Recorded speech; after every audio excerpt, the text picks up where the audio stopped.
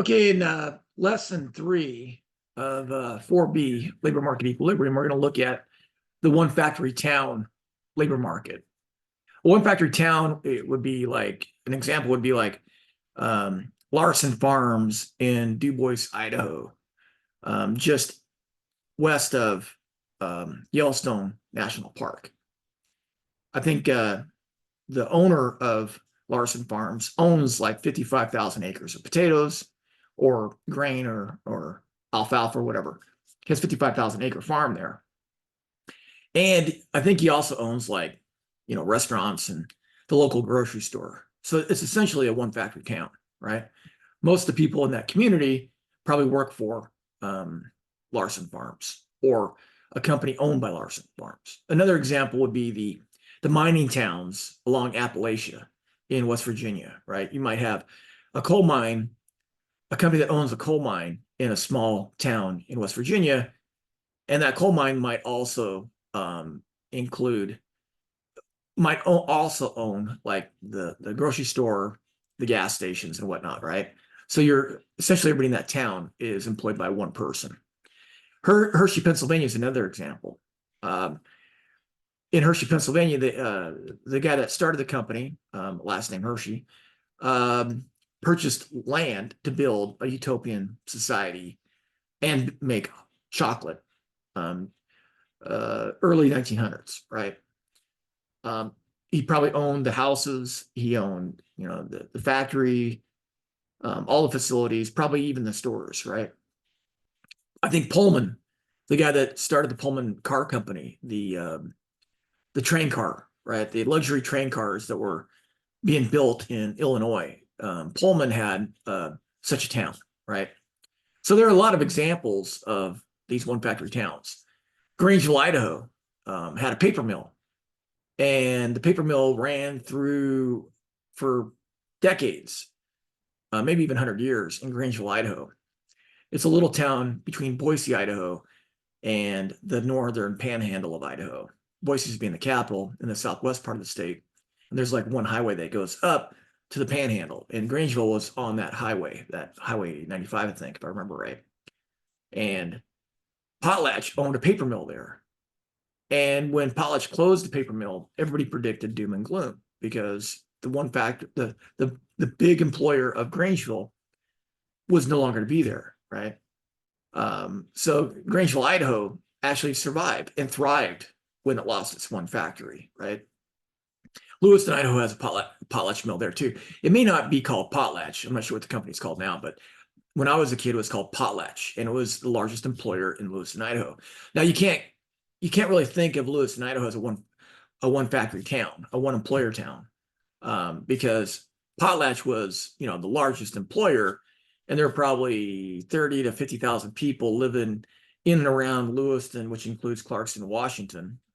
There were probably about 50,000 people there at the time when I was a kid. And not everyone worked for a company owned by Potlatch or the mill, which was owned by Potlatch, right?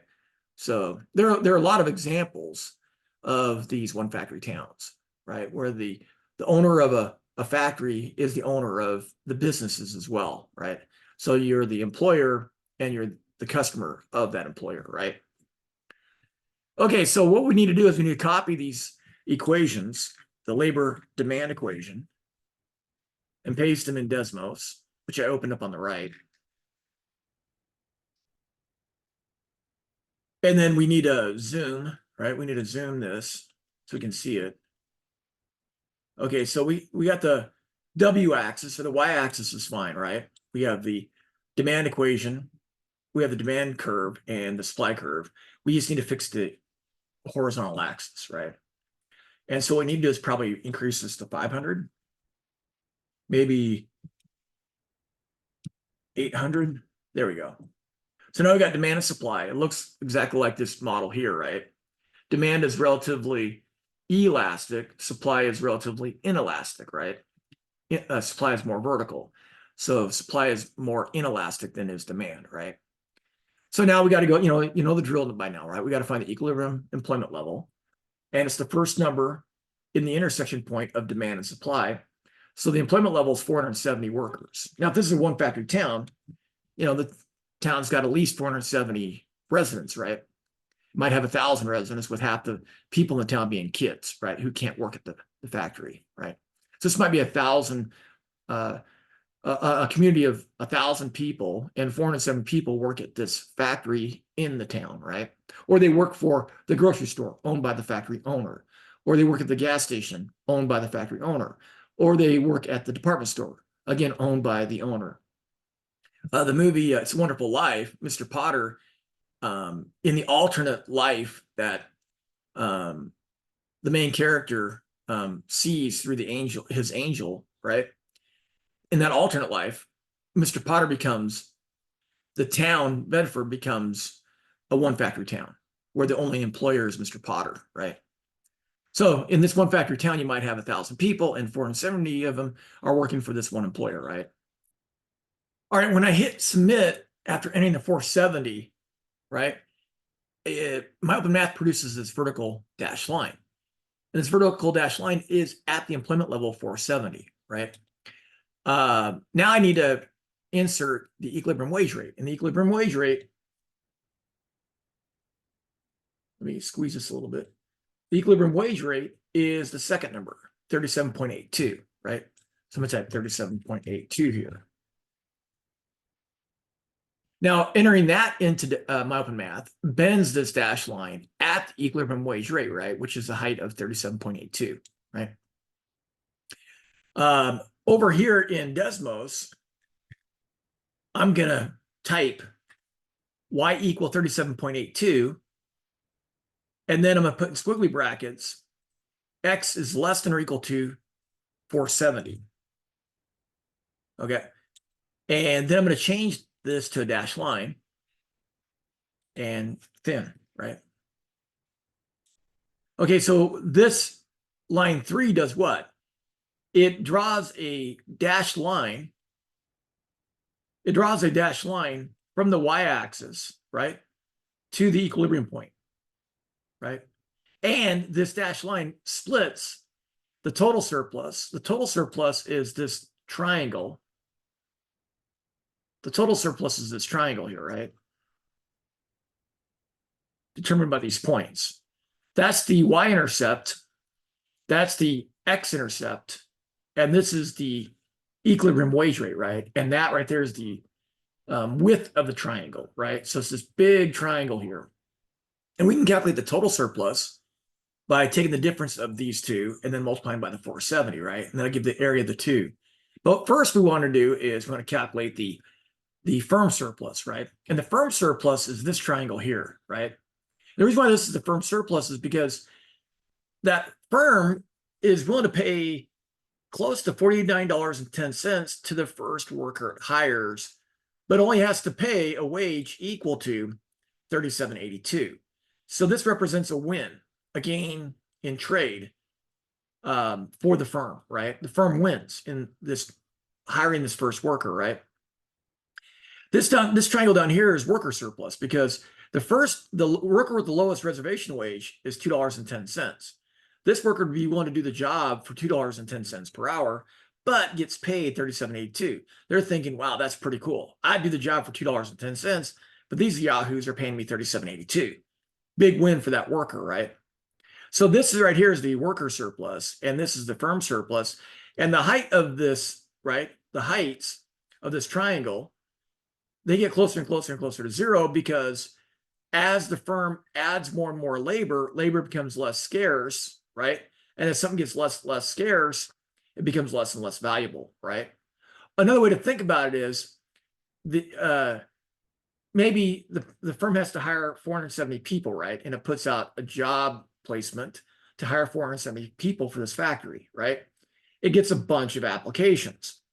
It gets a bunch of applicants, right, submitting their applications, which include resumes, forms filled out, references. Those resumes and application forms include information like what years of education the person has, what kind of degree the person has, where they worked, maybe the credit report is going to be on there, maybe the social media post. All that's going to go into valuing these employees. And the person that they think is the most productive based on their application, Google search, credit search, criminal record search, right? That person is going to be valued the most. The last person they hired is going to be valued the least, right? So that's another way to think about the labor demand curve, right? But this area here is the firm surplus. And to calculate the firm surplus, you take the intercept minus the equilibrium wage to determine the height of the triangle, and you multiply that by the employment level, right? So let's do that here. The intercept of the demand curve is mine is 49.1, right? Minus 49.1 here. I'm going to subtract off the market wage, which is 37.82. And then I'm going to multiply that by the equilibrium employment level, which is 470. And that is the area of a rectangle, right? An area of a rectangle. And the triangle is half the width or half the area of a rectangle. So we're going to divide this by 2. And we get $2,650.80, right? Now, notice that this area here, before we enter that, notice this area here and this area here, this is smaller than that. This area is smaller than this because labor supply is relatively inelastic, where labor demand is relatively elastic, right?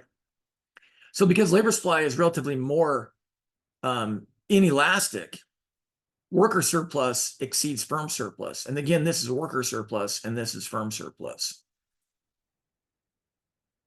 Whoop. Inelastic, sorry, inelastic. Worker surplus exceeds firm surplus. Let's try it again. There we go.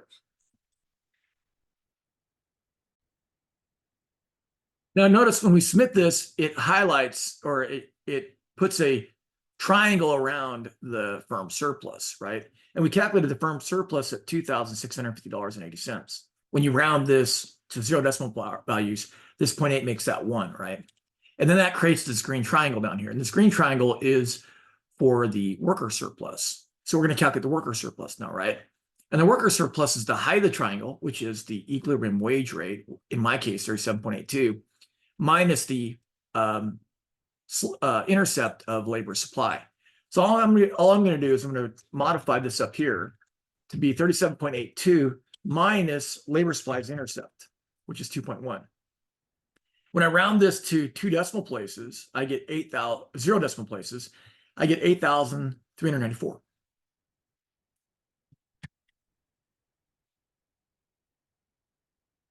Okay, now when I add this triangle to that triangle, I get the total surplus. Another way to get the total surplus is to take the intercept of demand, 49.1, subtract it from the intercept of supply, 2.1, and then multiply by the 470 and divide by 2, right? So I can either add these two values together, right? Or I can use the intercepts, the difference in the intercepts, which is 49.1 in my model minus 2.1 in my model. And the total surplus is 11,045. In a competitive labor market, the wage would be, in my case, 37.82. The employment level would be 470. And total surplus would be the sum of the blue and green triangles, right? Which is 11,045. And these are dollars per hour, right? Okay. Now suppose a person that owns a business in this community is able to purchase all the businesses in the community. And so this becomes a one employer town. Now, maybe this firm sells, most of what this firm sells is, maybe a product like chairs, right? The chair market in this town is not going to be very big. So they're going to be selling the chairs in other nations, in other states, in other cities, right? So perhaps this firm doesn't have a monopoly position on the primary thing it sells, right? Now, it would if this person owned all of the grocery stores or all of the gas stations. It would have a monopoly, right? But we're only going to look at the labor side. So if this firm M ends up being the only employer in this community, then we call it a monopsony. And a monopsony works a lot like a monopoly, right? a monopsony is this means one, right? And this means buyer, right? It's the only buyer of something in a market, right? The only buyer. In this case, the buyer or demander of labor, right? Okay, so maybe that firm M has a pretty good idea of the reservation wages of the people in the town. Maybe this person knows people very well in this town, right? Maybe this person went to high school with them, right? And has a really good idea of what their labor supply curve is. Their reservation wages, right? Each person's reservation wage has a pretty good idea what that is. And for that reason, this is known to this owner of this, the owner of all the firms in this community, and the one buyer of labor in this community, right? So this person's really familiar with everybody in the town, has a pretty good idea of what they're willing to work for. So that person in their head would have a pretty good idea what this is, right? And because this person is the only buyer of labor, this person is the only demander of labor, this person obviously knows what this is, right? This owner of the single employer of this firm understands their valuations of all the workers in the community, right? So this company or this firm, this owner, this one employer understands that, and it has a pretty good idea of the reservation wages of everybody in this community, right? Or her community, right? So the way this works is the total employment cost, right, to this employer, the total cost of employment to this employer would be the wage that this employer has to pay times the number of people this employer has to hire, right? And so the employer knows that for each level of employment, it can offer a wage equal to the labor supply curve, right? So this employer knows in my case, 470 employees, the reservation wage of the last worker is $37.82, right? If this single employer hired just 400 people, they know that 400 person hired, their reservation wage would be about 32, 33, right? If they only hired 200 people, they know that 200th person's reservation wage would be just under 20, right? And this person knows that the person with the lowest reservation wage, that reservation wage is 2.1, right? So this person has a pretty good idea of this labor supply curve, right? So what we're going to do here is we're going to take the labor supply curve, we're going to replace W with the right-hand side of this equation. And we do that right here, right? W equal to this thing in parentheses, that is the labor supply equation, right? And then we distribute E here and here, right? So when we distribute E, we get E squared and we get 2.1 E, right? So this right here is this is that employer's total cost of employment curve, right? If this person understands what each person in the community's reservation wages are, right? Now, when we differentiate this with respect to E, right? This part, when we differentiate this part, the linear part, with respect to E, when we differentiate it, when you differentiate a linear equation, the derivative is simply the slope, right? So taking the derivative of this, the previous exponent, the initial exponent is 1, e to the 1 is E, right? We're going to multiply this by that old exponent, 2.1 times 1, which is 2.1, right? And then what you do is you subtract subtract 1 from the old exponent. So the old exponent was 1. We're going to subtract 1 from that old exponent. 1 minus 1 is 0. E to the 0 power is 1. And 1 times 2.1 is 2.1, right? So the marginal cost of employment to this monopsonist has the same intercept as the supply curve, right? Next, what we're going to do is we're going to differentiate this part, the quadratic part, with respect to E. So we got to multiply this coefficient here times 2, the old exponent, right? And we get 0.1444, right? Oh, wait a minute. 2 times 6 is 12, right? 2 times 6 is 12. Carry the 1, right? 2 times 7 is 14, so this would be 1.152, right? And then, because this was a 2, and we're taking a derivative of it with respect to e, we got to subtract 1 from that exponent, right?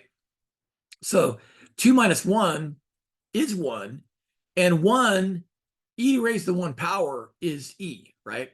So this marginal cost of employment curve has the same intercept as the supply curve, but is twice as steep, right? It's twice as steep. Okay, so when I press enter, I'm going to cut that out real quick. When I press enter here, all the stuff disappears, right? The competitive equilibrium stuff disappears. And then when I plug in the slope, right? When I plug in the slope, I get the marginal cost of employment curve, right? It has the same intercept and it's twice as steep, right? So when I go from 0 employment to 200 employment, what happens to the height of this curve? It goes from about 18 to about, well, 18. It goes from about 18 to about 32, right? Well, oh yeah, we can double from here, right? Right. If we take this height here, right, and double this height, we get that height, right? So this height equals what? This is about 2. This is about 18. So this height here is about 16. Well, this height from here to there is about 16, right? Okay. So that's our marginal expense of employment for this monopsonist, right? Okay, now choosing an employment level such that the value of marginal product, right? The value of marginal product equals the marginal cost of employment. The value of marginal product, remember in chapter, 3 or 2? The demand curve is the value of marginal product curve, right? Remember that? So this is the value of marginal product curve. When we set it equal to the marginal cost of employment, we get an employment level of about 250, maybe 260, right? Graphically, it looks like about that, right?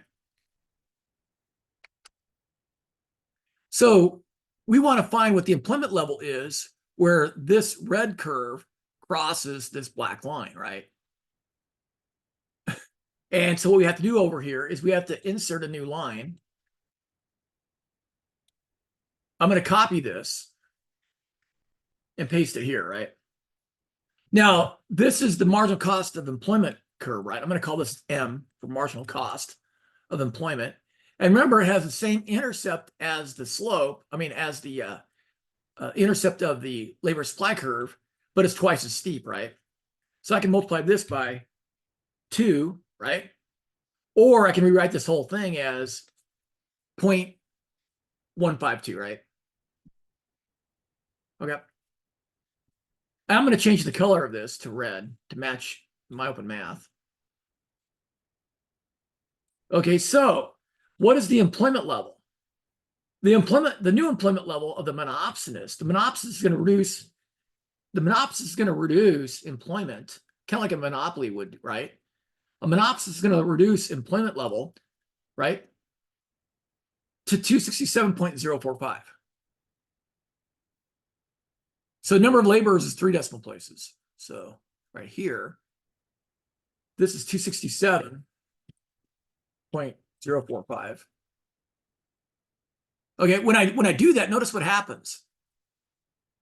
This dashed line bends at this intersection, right? And this dashed line is the maximum wage this employer is willing to pay this now last person hired by the monopsonist, right? So how do we find that value? Well, it's pretty simple. It's right here, right? 42.69. That's the highest wage firm M, the monopsonist, is willing to pay the new marginal worker, right? 42.69, right? Okay, now if we substitute this employment level, this new employment level, into the supply equation, that yields the lowest wage the marginal worker will accept, right? So now we got to find out what this is, right? So the quantity of employment was this right here, right? Okay, so I got this dashed line that comes straight down, right? That comes straight down from this intersection, right? And I want to plug this employment level, right? 267. I want to plug this employment level, 267.045, into my labor supply curve, right? And that gives me the reservation wage of the now last employee hired under the monopsony, right? And that's 22.40.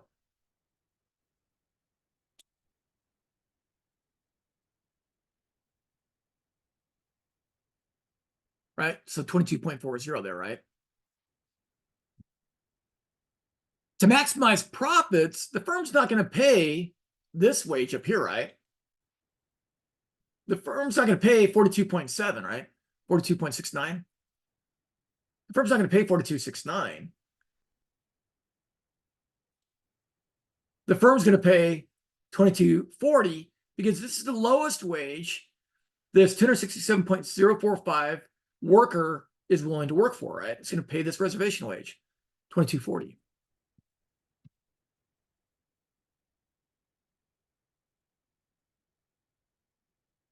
And it's going to employ the 267.045. That's going to maximize its profits.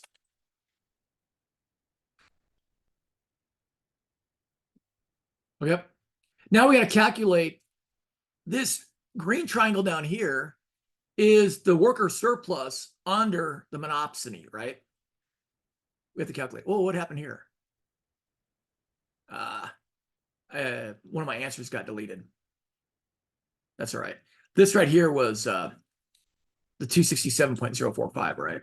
Okay, to calculate the worker surplus, we need to calculate the area of this triangle here, right? And so let me set that up in Desmos.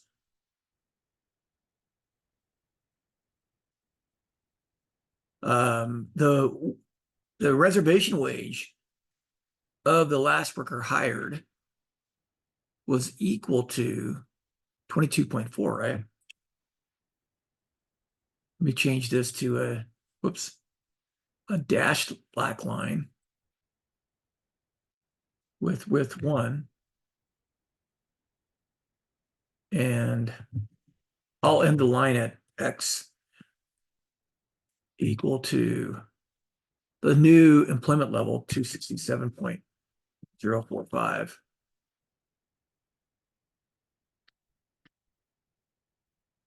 Okay, so the consumer surplus or the worker surplus is the triangle that is made by these 3 dots. The height of the worker surplus is the difference of 22.4, the reservation wage of this last employee hired, minus the labor supply intercept, which is, in my case, 2.1, right? And then the width of the triangle is the monopsonist, the amount of employees the monopsonist hires, right? 267.045. So we got to calculate that area down here, right? So the height of the triangle is 22.4, right? Minus 2.1 times the number of employees the monopsonist hires, 267.045, right? Now that's the area of this rectangle, right? We want half that, so we're going to divide this by 2. So the new worker surplus is only around it to 0 decimal places, right? This 5 makes that a 1. And when I did that, it draws the new firm surplus, right? This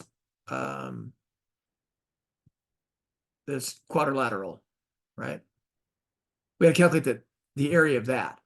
And that involves the area of this little triangle up here and the area of this rectangle, right? So we have a rectangle to calculate, and we have this little triangle up here to calculate, right? And I'm going to copy this here. I'm going to put it right there. Change that to black. Whoops.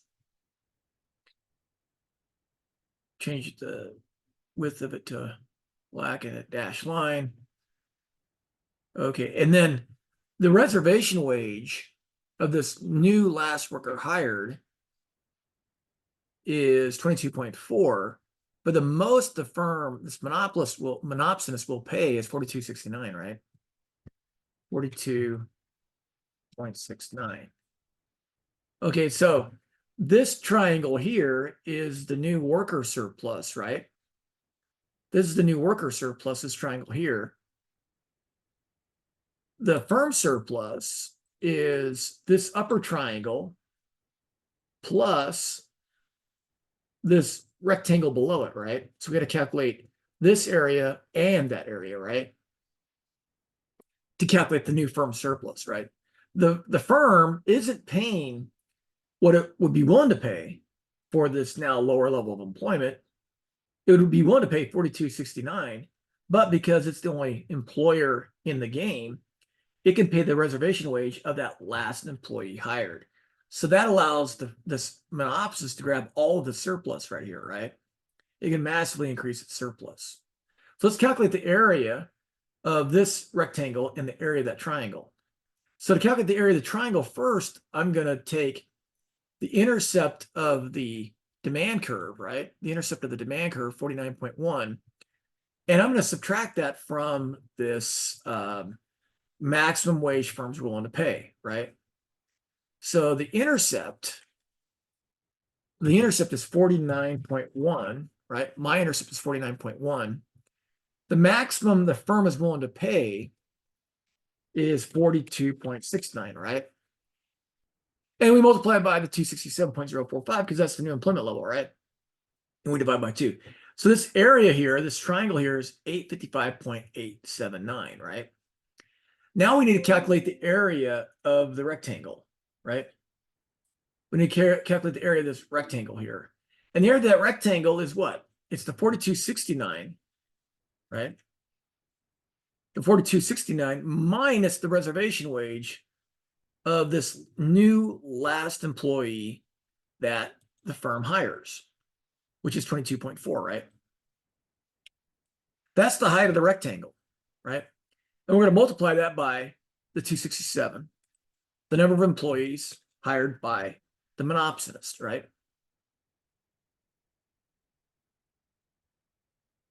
So when we add these two together, we'll get the firm's surplus, right? The firm surplus, the monopsonist surplus. I can also just add, I can take this, I can cut it, and I can just add it to that, right?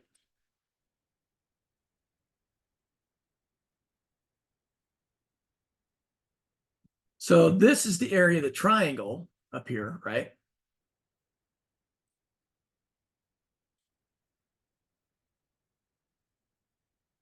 This is the area of the triangle. This first part's the area of the triangle, right? This triangle here. And this part is the area of the rectangle below it, right?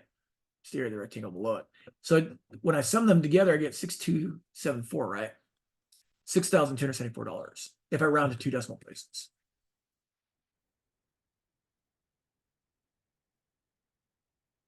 Okay, so we got that. Now the total surplus is the thing we just calculated, the area we just calculated, plus the area down here, right? The worker surplus. So 2711 plus 6274 equals 8,985.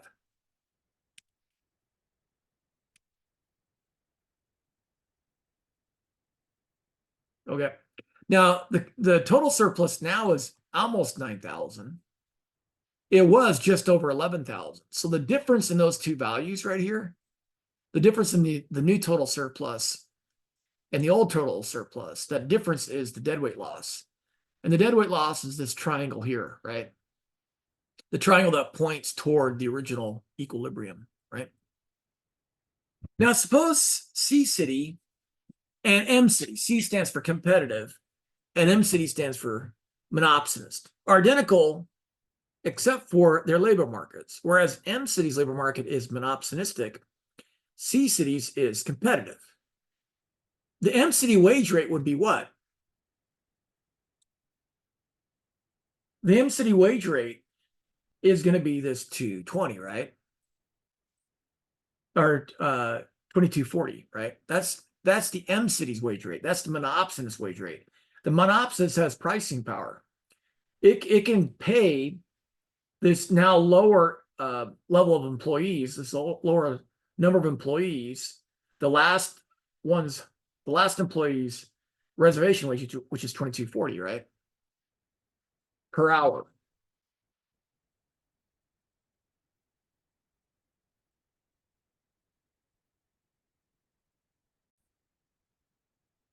Okay, it's going to pay 2240, but it says dollars per hour lower than C-Cities, right? So what we have to do is we got that marked wrong because we have to subtract 2240 from C-City's competitive wage, right? The wage in C-City is, the wage in C-City is 37.82, right? The original equilibrium.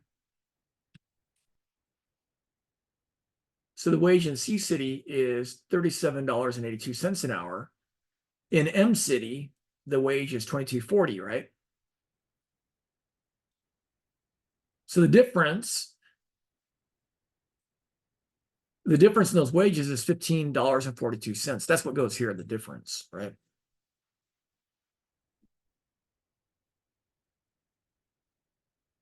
Also, M-City's workforce will be blank workers lower than C-Cities, right? So this is the difference in this answer here is a difference in the employment levels, right?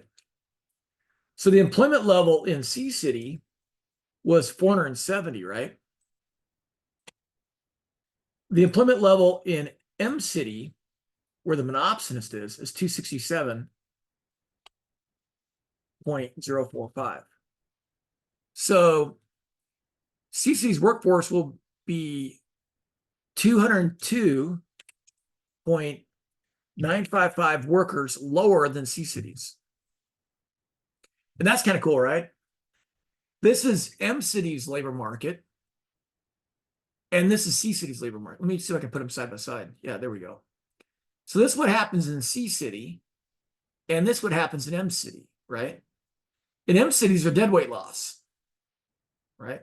This is probably why my colleague who grew up, she got a GED. She dropped out of high school, married, I think, somebody in the Air Force. And then she got divorced, and she was going to community college to better her life. And she ended up getting a PhD at George Mason. And she was telling me about the low development in West Virginia relative to states around West Virginia. West Virginia historically probably had a lot of one factory towns, right? Because of all the coal mines. And so this represents a loss in the commerce that would have prevailed had the loss in the value of the gains in trade, I should say, loss in the value of the gains in trade that would have prevailed had there been a different economic system in these small towns. If you add all these up cumulatively, it results in the lower development that you see in West Virginia relative to, say, Ohio, right? So this might be Ohio towns or Virginia towns, and this ends up being West Virginia towns, right? And this represents that loss. The employees are generally paid less in these one factory coal mining towns, right? Where they're paid more in Ohio, where they have more competitive labor markets, right? So relative to C-City, these two results suggest that M-City will have M-City is going to have lower worker surplus, right? M-City's worker surplus is this triangle down here. C-City's worker surplus is going to be this value here, right? It's going to be this area, this bigger triangle. And higher firm surplus, right? The owner of all the employers, the single owner of all the employers and businesses in a one factory town is going to see much higher surplus, right? than the owners of businesses, the individual owners of businesses in a competitive labor market, right? So the worker surplus or the firm surplus is much higher in a monopsonic labor market than it is in a competitive labor market. So firm surplus will be lower or higher. Okay, wait a minute. Relative to CC, these two results suggest that MCD will have lower worker surplus, higher firm surplus, and lower total surplus, right? The lower total surplus in MCD is called deadweight loss. Okay, so there's no deadweight loss in C city, but there's a deadweight loss in M city, and that deadweight loss represents the decline in the gains in trade that occur in a competitive market relative to the monopolistic market, right? There's more employment in C city, there's less employment in M city. So there's gonna be more idle workers in M city than there are in C city. And those idle workers are probably going to be impoverished, right? They're not going to have the economic opportunity that they would have had the city been competitive, had a competitive labor market.